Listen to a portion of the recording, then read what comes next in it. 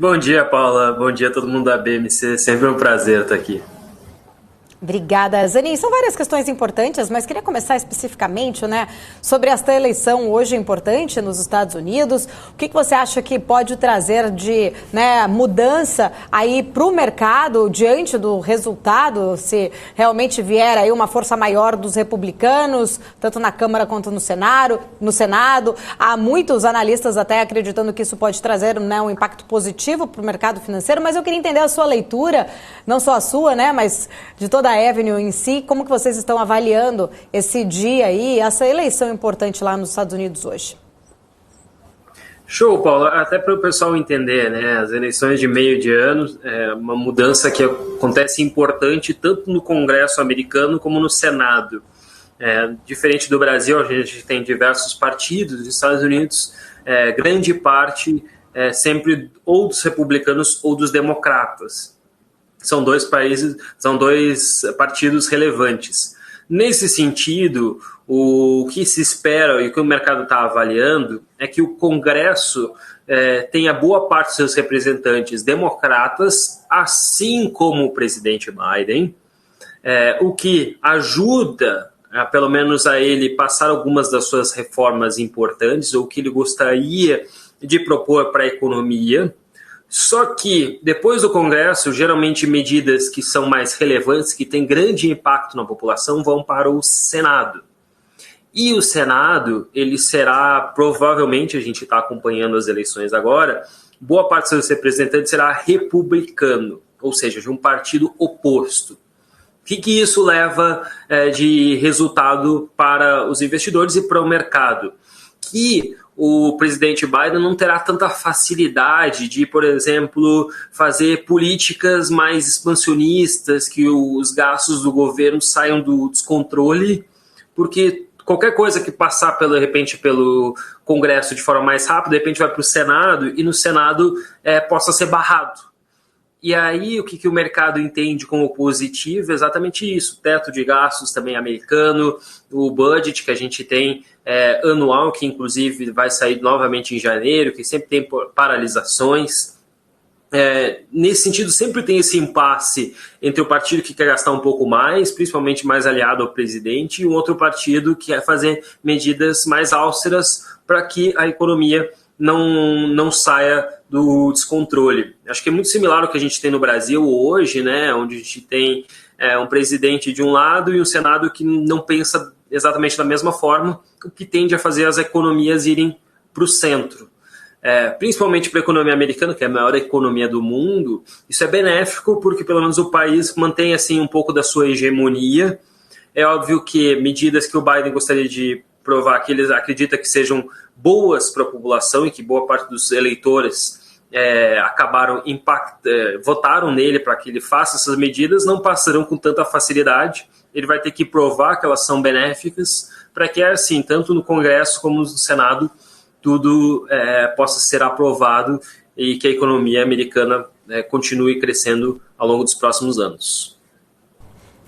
Bom, vamos acompanhar, O Zanin ainda, vai começar aí a seleção, a gente não tem exatamente, nenhuma novidade em relação a isso, somente essa expectativa mesmo. As pesquisas, as últimas algumas indicavam ali realmente um ponto mais favorável para os republicanos. A gente está aguardando aqui, claro, monitorando toda essa reação, mas parece que o mercado tem reagido aí bem, em relação a essa expectativa. A gente tem um CPI essa semana também, Como está a expectativa aí do CPI? Principalmente, o que acho que todo mundo quer entender quais serão aí os passos do Fed, como não se, por quanto tempo mais essa subida de juros deve permanecer pelo Federal Reserve.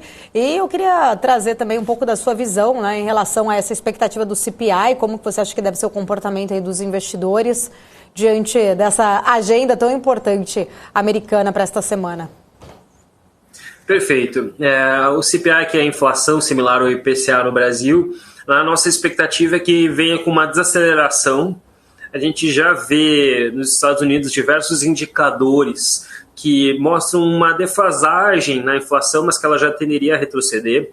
preço de fertilizantes que impactam diretamente nas commodities caíram bastante, preço de containers, shipments, que é o envio, caiu significativamente.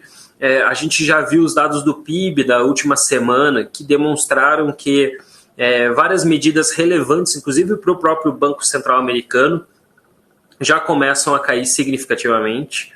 Eu acho que dois dos principais pontos que apenas estão segurando a inflação, um é o preço do petróleo, que está lateral, então, apesar dele ter caído um pouco ao longo dos últimos meses, ele ainda se mantém em um nível patamar elevado, estoques estão baixos, e o outro é o mercado de trabalho, que estava em níveis baixos e o salário continuava aumentando.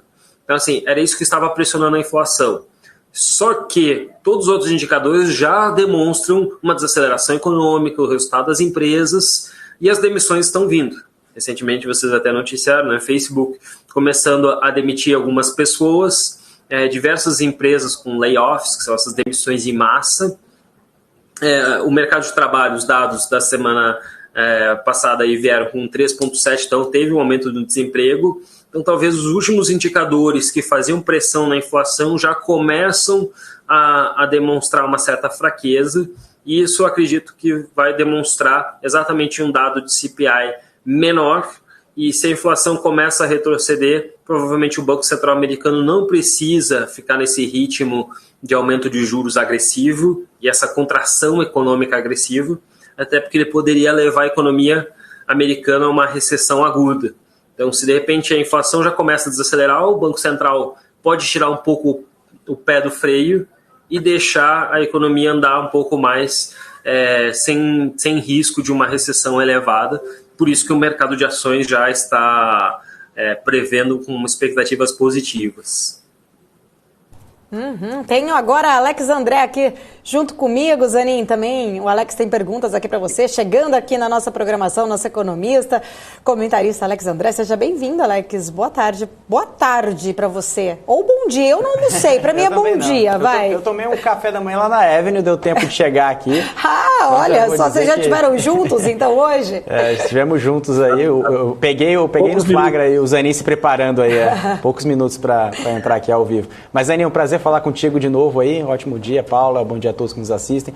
Zanin, acho que um ponto importante, inclusive a gente pegando opiniões, eu estava mais cedo agora com o Will, e um ponto interessante, né, o Will como estrategista da Avenue, também a gente escuta outros estrategistas, e uma palavra, inclusive do estrategista do Morgan Stanley, se permite me falar aqui, para quem não escutou, né, essa fala, o estrategista que chama Michael Wilson, ele disse que uma vitória republicana, pelo menos em uma das casas legislativas nos Estados Unidos, pode impulsionar os preços das ações com queda no rendimento das Treasuries, ou seja, claramente trazendo, né, menor aversão a risco aí nos Estados Unidos. Como que você lê, né, essa relação, ou seja, uma possível vitória republicana, e o que de fato o mercado pode comprar? Ou seja, a gente fala de menor aversão a risco, né, ou seja, de maior propensão a investimento em ações, mas o que realmente isso pode mudar na prática? Inclusive, né, aqui no Brasil, a gente aqui, passando aqui no Brasil, que é uma pauta diferente, mas a gente fala muito em relação à pauta das armas agora com o governo Lula.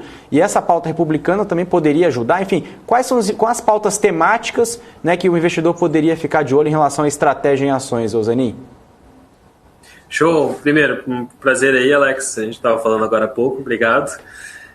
Exatamente, tem um benefício de você ter um governo republicano que é principalmente uma medida mais austera da economia. Então a gente se preocupa menos com questões fiscais, porque provavelmente elas não vão impactar, sejam questões que o governo democrata queiram gastar muito em termos de recursos, fazer uma política pública de gastos excessivos sem ter um controle fiscal rigoroso.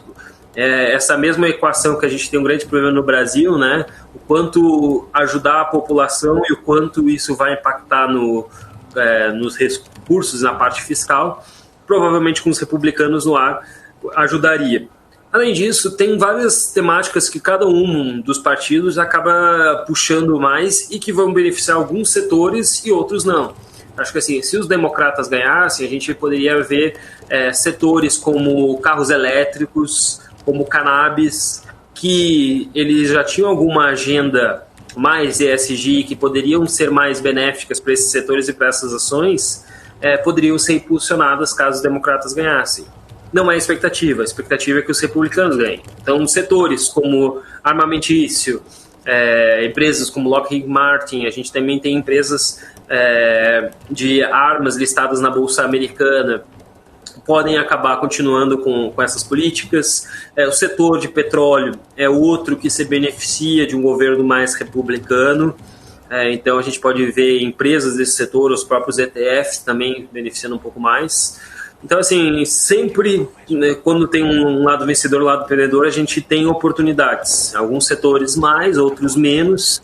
Pode ser que essa pauta de carros elétricos demore mais nos Estados Unidos com esse governo mais republicano, mas mesmo assim algumas empresas e alguns setores ainda podem crescer nesse mercado, e principalmente se a economia americana crescer, se essas medidas austeras ajudarem o governo não gastar demais e a confiança, a credibilidade dos Estados Unidos se manter, que é o mais importante, provavelmente mais recursos vão estar indo para lá e todos os setores vão se beneficiar de alguma forma no longo prazo. Zanin, uma outra pergunta que eu saí lá da palestra do Will, muito curioso, ele apresentou um gráfico que depois a gente pode mostrar aqui, eu peço para ele, que possivelmente você que fez a apresentação, né? Ele falou que você que montou, então você sabe desse gráfico aí, que os REITs, né, foi a classe de ativo que mais se valorizou no longo dos últimos 20 anos. E é pouco falado aqui no Brasil, né? Inclusive muita gente fala, não é um ativo tão sexy, né? Um fundo imobiliário nos Estados Unidos, a gente sabe que... Mas o que justifica, ou seja, a gente performando mais que emerging markets, performando mais que small caps, né? Ou seja, muita gente quer buscar aquela oportunidade de curto prazo, né? Aquele viés mais especulador, mas a gente sabe que o REITs, né? Olhando os últimos 20 anos, o que o histórico nos Estados Unidos tem para nos dizer, que realmente é um ativo que realmente gera muito valor, né? E também gera caixa, ou seja, gera caixa, paga dividendo. O que realmente você pode passar para o investidor? Porque realmente é uma classe pouco desconhecida. Aqui no Brasil, os fundos imobiliários por si só, dependendo para o iniciante, ele tem muito mais demanda, né? Até pelo educacional, até mesmo por entrar na Bolsa, né? Ele não entra via ações, normalmente ele entra via Tesouro Direto, via fundos imobiliários. E vocês, na Avenue, como que vocês passam sua leitura de REITs e quais são as diferenças e como que o investidor pode se posicionar via Avenue também? Legal, show. Eu acho que REITs, Alex, é um dos grandes mercados que o investidor brasileiro ainda desconhece, mas que ele tem um muito similar, que são os fundos imobiliários. Na verdade, eles foram inspirados nos REITs, inclusive a legislação só foi adaptada ao mercado brasileiro, mas é uma grande vantagem porque essa é provavelmente a maior classe de ativos do mundo, né? Quando a gente pega aí, são aproximadamente 750 trilhões de dólares, quando a gente fala no mundo em termos de riqueza, falando de renda fixa, bonds ou títulos do governo, renda variável, ações e principalmente o mercado imobiliário, ele equivale a mais de 75% do mundo. Tanto na China, como nos Estados Unidos, como no Brasil, é a classe de ativos que é preponderante. Só que esse mercado, a gente sabe o quanto é difícil de se aplicar. Você comprar um imóvel, você precisa ter bastante recursos, você não consegue comprar frações, existe um custo de manutenção, custo de corretagem muito elevado. O mercado de REITs, você pode acessar a partir de $5 alguns dos maiores empreendimentos do mundo. Por exemplo, o Empire State Building em Nova York é um REIT que você pode ser sócio. Então, cada vez que você vai lá, você pode... lembrar que você é acionista e todo mundo que está gastando dinheiro lá dentro, você provavelmente vai receber em forma de dividendos. REITs nos Estados Unidos tem de galpões, tem de shoppings, como tem no Brasil, mas também tem de data center, tem de setores que são pouquíssimo conhecidos e acessados e não existem no Brasil, mas tem no exterior. E como também falou, na verdade essa apresentação a gente pegou esse gráfico do JP Morgan, que pega as principais classes de ativos ao longo dos últimos 20 anos, e os REITs foram que apresentaram o melhor retorno, porque eles têm uma possibilidade de geração de caixa como renda fixa, eles pagam dividendos, seja mensal, trimestral, semestral, mas pagam, e ainda tem uma possibilidade de valorização de capital, ganho de caixa. Eu acho que, comentou muito bem, é uma oportunidade que o investidor brasileiro, se ele já gosta de investir em renda fixa, em dólar e imóveis no Brasil, eu acho que no exterior a gente ainda tem uma gama muito maior de oportunidades exatamente nessas três áreas e provavelmente imóveis através dos REITs é uma das que mais cresce no Brasil, mas que o investidor brasileiro ainda tem pouco acesso. Maravilha. Zanin, quero ir agora com a Débora, que está aqui também junto com a gente. Tem perguntas para você. Vamos lá, Débora, fica à vontade. Vamos lá. Bom dia, né? Porque eu ainda não almocei também, então depois que eu almoço aqui vira boa tarde. Zanin, eu estou acompanhando aqui uma certa instabilidade da cotação do câmbio aqui no Brasil, não à toa, diante de todos esses riscos aí políticos, isso acaba sempre refletindo, né, de cara no câmbio. Diante desse cenário, como que seria a melhor estratégia para o investidor para se proteger um pouco mais desse tipo de instabilidade que a gente vê aqui no Brasil? Talvez essa busca por um lugar onde você consiga ter um retorno melhor, mais estável da economia, para você não ter tanto medo ali onde colocar o seu dinheiro, ou seja, colocar parte do dinheiro ali fora, realmente é interessante, mas de que maneira fazer isso, Zanin? Porque o fato é que a gente vê, por exemplo, aqui a gente na semana passada saiu de um câmbio a 5,44, bateu ali quase a casa dos 5 cravado, agora já está aqui nos 5,17, já bateu hoje 5,20, lá se vai tanto, ou seja, como ter qualquer tipo de segurança desse jeito? Perfeito, Débora. Bom dia. Eu acho que é uma pergunta que está todo mundo fazendo num momento de dúvidas, de instabilidade política. A gente não sabe quem vai ser o ministro da Fazenda, quem vai ser os principais governantes desse país ao longo dos próximos anos. E eu acho que o investidor brasileiro entendeu que nesse movimento de dúvida, talvez a gente tenha que ter recursos fora do Brasil, para pelo menos nos proteger. E aí a gente fala sempre dos Estados Unidos, porque são a maior economia do mundo, são o país com maior credibilidade, possui os maiores mercados para você poder investir. E acho que nesse movimento atual, a gente viu principalmente aqui na Avenue, para quem busca investimento exterior, a gente viu uma das maiores demandas, uma das semanas com maiores demandas em termos de abertura de conta e envio de recursos da história. Muitos brasileiros nos procurando exatamente porque querem abrir uma conta. Hoje em dia é muito simples, assim como abrir uma conta no Nubank, no Banco do Brasil, você consegue abrir uma conta no exterior em menos de 5 minutos através de um aplicativo ou do seu computador. E você consegue enviar recursos dentro desse aplicativo ou dentro dessa plataforma no computador no mesmo dia, de forma instantânea, fazendo o câmbio pela plataforma, tudo automatizado, maravilhas da tecnologia que hoje a gente tem acesso. E eu acho que nesse movimento de instabilidade, principalmente de um governo que vai tentar equacionar políticas públicas que querem beneficiar a população, mas com um problema fiscal gigantesco que vai estourar ao longo dos próximos anos, e sem reformas estruturais que sejam relevantes para o país, a gente realmente tem um cenário bem desafiador para os próximos anos. O câmbio, acho que ele se valorizou ao longo dos últimos dias, o dólar caiu, né?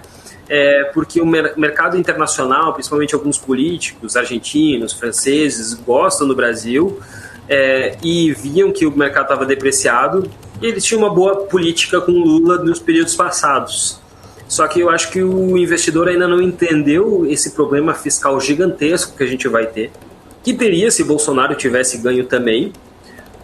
Só que a gente vem com um governo que tem dúvidas sobre o que fazer e principalmente quer tentar equacionar uma agenda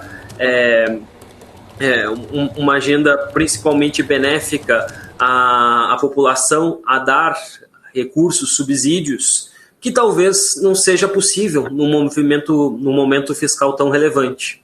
Então, me preocupa, assim, enquanto a gente tiver dúvida em instabilidades, a gente provavelmente vai ver cada vez mais os investidores mandando recursos para o exterior. Quem não fez isso agora entendeu ainda mais essa oportunidade. E independente de gostar muito do nosso país, da nossa nação, eu acho que esse era um movimento natural que vinha acontecendo ao longo dos últimos anos. Cada vez mais a gente via brasileiros tendo uma conta no exterior, entendendo como forma de proteção, mas também agora no movimento político conturbado, colocando ainda mais recursos no exterior. Eu queria entender um pouquinho mais da sua, né, orientação aí, principalmente que a gente vê muito, eu vejo muito comentário aqui no chat, sempre de olho. A gente percebe que tem muitos investidores brasileiros muito preocupados com esses pontos que você bem colocou, né, em relação a essas incertezas diante aí de um novo governo. Principalmente a gente viu já algumas questões essa semana pesando muito, né, negativamente, até a questão da própria Petrobras, o pagamento dos dividendos. E isso ainda traz uma certa incerteza para muitos investidores aqui em relação dos próximos passos, né, de como vão ser as estatais aí no novo governo. Essas questões exatamente, né, de indefinições sobre os ministérios ainda pesando muito e muitos investidores preocupados aí, né, querendo dolarizar. Eu queria entender um pouquinho mais, que você explicasse até pra gente uma possibilidade de investimento em ETF para quem quer investir aí realmente, né, passivamente, que não tem ainda dominância em relação a investimentos no exterior, que quer um perfil de menos risco, se seria aí uma possibilidade, né, quem não quer se posicionar no Brasil diante dessas incertezas, mas quer, né, não quer tomar risco em relação a ações. Temos aí ETF de Treasuries, por exemplo. Seria formas fáceis aí fazer esse tipo de alocação? Com certeza, Paulo. Acho que o grande destaque em termos de ETFs, que é um produto que foi criado exatamente para você ter uma carteira bem diversificada, você não ter riscos de uma única empresa vir à falência e daqui a pouco você perder todo o seu recurso. Eles representam a forma mais barata de você poder começar a investir e ter diversos produtos em um só investimento. E no mercado americano a gente tem o benefício de ter mais de 2.000 ETFs de ações, mais de 800 ETFs de renda fixa, de diversos setores e segmentos. Então, se você acredita, por exemplo, na Bolsa Americana, você pode investir no ETF SPY, SPY, ou VOO, que é o ETF que representa o índice americano. Se você quer investir em tecnologia, tem o Nasdaq, que é o QQQ. É outra forma de você poder estar exposto ao maior mercado do mundo, que apresenta um retorno dolarizado, por exemplo, acima do Ibovespa ou de outros índices globais, que tem um retorno positivo. Até o Alex falou, além dos REITs, o próprio S&P 500 teve um retorno médio aí de 7% a 10% ao ano, ao longo dos últimos 20 anos. Claro que rentabilidade passada não é garantia de rentabilidade futura, mas a gente vê as principais empresas da Bolsa Americana sempre se renovando dentro do índice conforme a economia vai crescendo. Então, no passado, dentro do S&P 500 tinha petróleo, que era a principal demanda global. Hoje em dia a gente tem bastante empresa de tecnologia, Google, Facebook, Amazon, Tesla e assim por diante. E provavelmente nos próximos anos o S&P 500 vai ter ainda as novas tecnologias que vão ser revolucionárias. Cybersecurities, biotecnologia, criptomoedas, cannabis, todos os setores que provavelmente vão crescer devem fazer parte do S&P 500 e ser as principais posições do futuro. Por fim, a gente tem ETFs também temáticos. Se você acredita que as energias renováveis, seja solar, eólica, vão crescer ao longo dos próximos anos, você pode investir puramente nesse tema. Se você quer investir em baterias de lítio, porque provavelmente as pessoas vão usar mais carros elétricos, você pode investir. Se você gosta de games, a gente tem um ETF puramente para o setor e que explora as melhores oportunidades. Cannabis, cybersecurity, criptomoedas, blockchain. Cada um desses temas existe um ETF e você pode comprar. É um produto que compra diversas empresas daquele setor.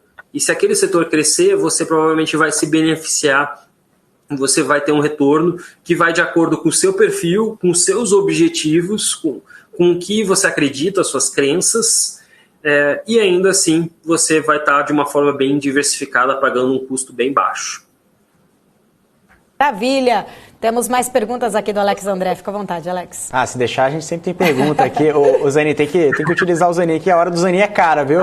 É verdade. Cara, é importante. O Zanin, cara, é o seguinte, só pra gente entender de alocação, porque assim, às vezes a gente fala de coisas meio separadas, né? ETF, REITs, o investidor fica um pouco, né, um pouco disperso em relação como que ele vai de fato abrir a conta, mandar o dinheiro para fora e ver realmente esse resultado aparecendo ao longo do tempo. Eu estou querendo dizer o seguinte, porque lá nos Estados Unidos, né, claro que não existe uma fórmula mágica, você tem que ter 30% disso, claro que depende de perfil, mas deixando isso de lado, lá nos Estados Unidos a gente sabe que tem aquele perfil 60-40, né, e a gente sabe que nesse momento atual, a gente tem muitas oportunidades, principalmente quando a gente olha para a parte de bonds, que é dentro dessa alocação, muito mais atrativo, principalmente dado esse cenário que você tem colocado, ou seja, um cenário de treasuries mais alto, aquele cenário de risco, tudo aquilo que a gente acompanhou, e eu acompanhei ao longo de manhã também com o Will.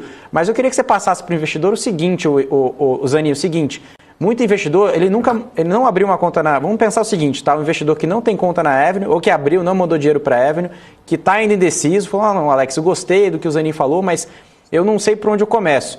Pode começar pelo REITs, pode começar por um ETF, mas o bond, na minha opinião, Zanin, eu acho que o REITs também, que ele é muito próximo, mas o bond ele consegue enxergar também muito fácil como uma renda fixa aqui no Brasil, que é uma renda fixa, só que a gente está comprando um título lá fora e tem empresas brasileiras, tem Petrobras, tem CSN, enfim, como que o investidor, de fato, como que você consegue convencer o investidor? Aqui a minha opinião é essa, assim, como que eu consigo convencer no seguinte: olha, você consegue ter rendimentos em dólar e você não consegue ter essa volatilidade que você tem no mercado de renda fixa aqui no Brasil. O maior mercado de renda fixa do mundo, e você também consegue observar. E um momento de taxa, ou seja, de oportunidade, de rentabilidade, está muito, muito bom agora. E talvez, se as ações começarem a ficarem mais atrativas, consequentemente a gente consegue ver essa balança de risco, que talvez não seja uma melhor oportunidade de investidor entrar depois. Então, ou seja, melhor momento para entrar em bonds. Claro que não existe aquele melhor momento, mas para alocar, pode ser um bom momento agora, Zanin? Claro que ações também, mas eu digo de um portfólio como um todo. Você entendeu a minha pergunta, né?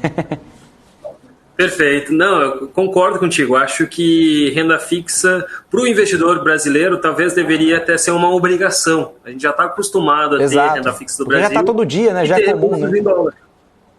Exato, é aquele produto que todo mundo sabe, todo mundo já conhece, já ouviu falar do CDB, CDI, debênture, LCA, todos aqueles produtos diferentes. E todo mundo conhece dólar. Por que não ter uma renda fixa que pode atrelar os dois retornos? Eu acho que esse era um produto que não era apresentado aos investidores brasileiros. A gente nunca teve acesso ao Tesouro Americano, que a gente sempre fala que o risco zero é o produto de menor risco do mundo. O risco Brasil é um risco grande. Você comprar um tesouro brasileiro, apesar de virtualmente ser considerado risco zero no Brasil, se a gente pergunta para um investidor americano, ele vai dizer que tem bastante risco, que ele tem bastante medo que possa dar algum calote, que o Brasil possa não pagar, assim como, por exemplo, os argentinos, venezuelanos e assim por diante. Então eu acho que assim, se você quer investir em renda fixa, tem que investir na maior economia do mundo. A gente sempre fala, todos os bonds, o único bond americano, a única renda fixa que existe é americana. O resto tudo é spread acima do americano. E nesse movimento de aumento dos juros e aumento da inflação nos Estados Unidos, então aumento de juros para tentar diminuir essa inflação, acho que a gente chegou num momento de oportunidade ímpar. A gente nunca teve uma taxa de juros tão alta nos Estados Unidos desde 2008, com um mercado americano mostrando exatamente que provavelmente não vai gastar a mais com uma eleição republicana que deve se consolidar hoje, tendo medidas mais austeras. Então um país que tem credibilidade, que vai provavelmente controlar mais os gastos, com uma economia que está crescendo num ritmo baixo, mas crescendo, e isso é importante, empresas não quebrando, e uma taxa de juros agora pagando nos Estados Unidos 4% para o Tesouro Americano, indo até 6, 7, 9%, alguns produtos de renda fixa pagando até mais em dólar. Então imagina você ganhar um produto que paga 6% mais a rentabilidade do dólar, 7% mais do que o render em dólar. É um produto que o brasileiro não tinha acesso anos atrás. A gente está começando agora na Avenue e talvez a gente esteja aproveitando no melhor momento da história, pelo menos nos últimos 10 anos, para se poder comprar renda fixa. E para quem gosta desse produto, eu convido a dar uma olhada mais no nosso site. Recentemente eu até fiz um artigo, principalmente explicando o porquê que eu acredito que é um movimento, é a grande oportunidade. E se o investidor brasileiro busca uma renda fixa, saiba que a renda fixa americana é a maior renda fixa do mundo e talvez você não consiga taxas tão boas nos próximos anos. Como o Alex bem falou, pode ser que a bolsa depois volte, que os juros comecem a cair, a inflação comece a cair, e talvez você tenha hoje uma oportunidade de conseguir pré-fixar produtos com realmente taxas bem acima da média histórica. Maravilha. Zanin, quero agradecer, sempre um prazer poder falar contigo aqui na BMC News, você, todo o time aí da Avenue. Muito obrigada, né, pelo tempo, pela parceria, estar aqui sempre com a gente, esclarecendo informações importantes aqui para o nosso público. Até a próxima. Imagina, obrigado, Paulo, Alex, Débora, todo mundo, sempre um prazer estar aqui com vocês. Tá certo. Quem Até não mais. valorizou a carteira é doido, né, Zanin?